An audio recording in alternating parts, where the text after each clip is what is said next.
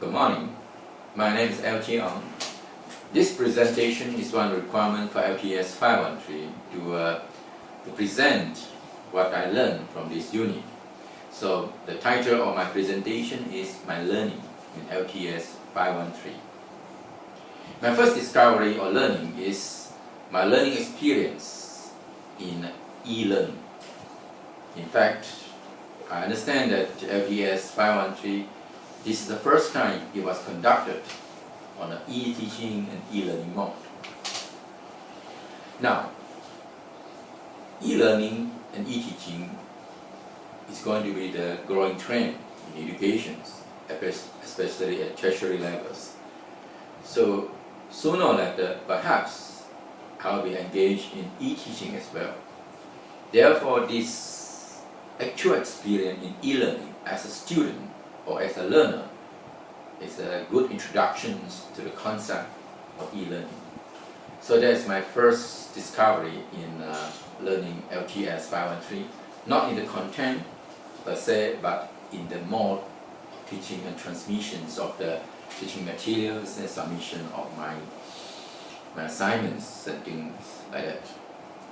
Secondly, the second discovery is that it refined my skill of research and critical reflections on the curriculums for this particular unit. Currently, I'm undergoing a PhD study for the topic is performance factors affecting performance of second-career academics. But this unit has some relevance to my research topic because it talks about how second-career academics actually view their curriculums and how they view that the curriculum should be revised based on their industrial experience.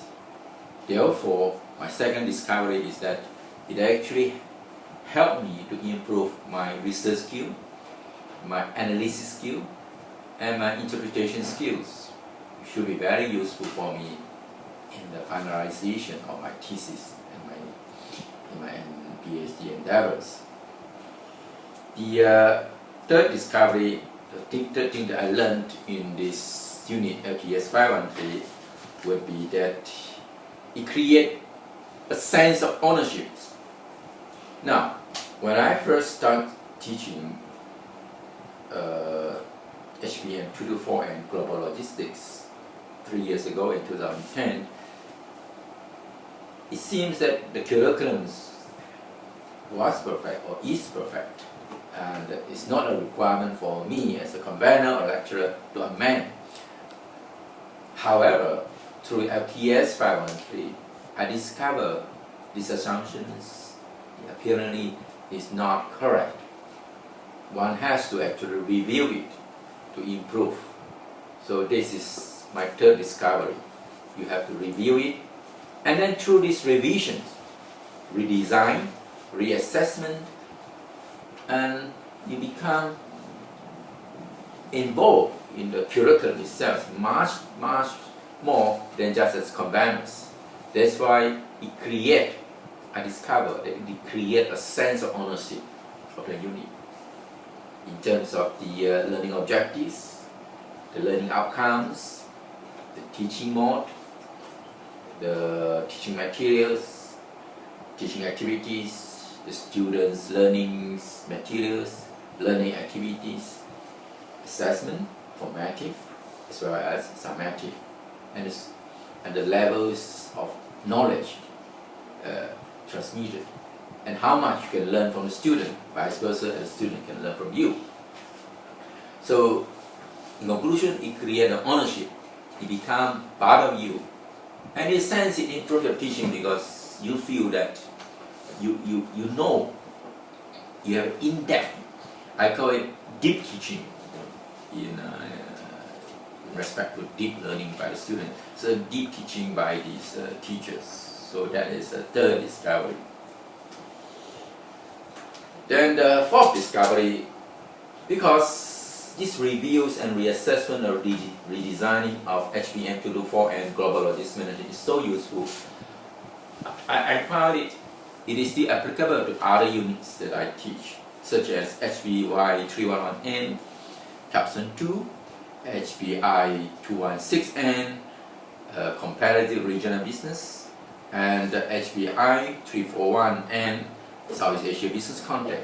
So through this particular unit, I can use some of the skill learned and try to improve on the curriculums. Now, no doubt at this stage, most of our suggestions or revisions are yet to be accredited and officially incorporated in the official curriculum.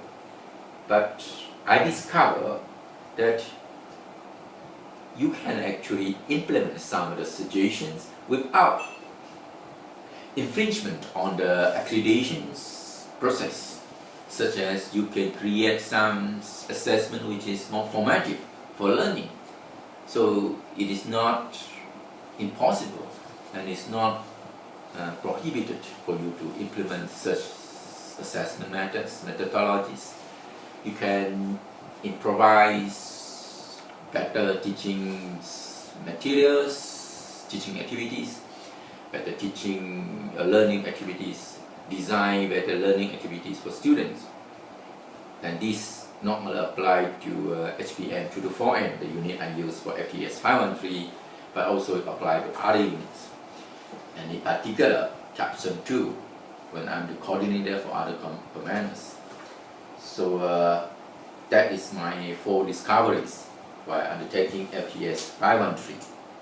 Finally, my main suggestion is that because just like constructive alignment, you align the learning outcome objective together with teaching material, teaching methods, student learning activities, student learning materials, assessment, and so on. The unit that we learn is one of the 24 units that a student must learn or go through in order to acquire the undergraduate degree as Bachelor of Commerce. Therefore, I believe that all lecturers actually should undergo this as soon as possible and as practical as possible. I've been engaged or employed by Swinburne for 3 years as a lecturer, and I was very grateful that I was given the opportunity to undertake FTS 513 after completing FTS 501 in 2012. So, in a sense that I feel, in conclusion, LTS 513 has benefited me tremendously as a lecturer. It also gave me a perspective of my job as a lecturer. So it should be introduced to other units as well, so that overall the student will have a greater learning experience through the constructive alignment of not one unit but all the 24 units in a Bachelor of Commerce degree. That's the end of my presentation. I welcome all questions and I try to answer your query if possible. Thank you very much for your attention. Thank you.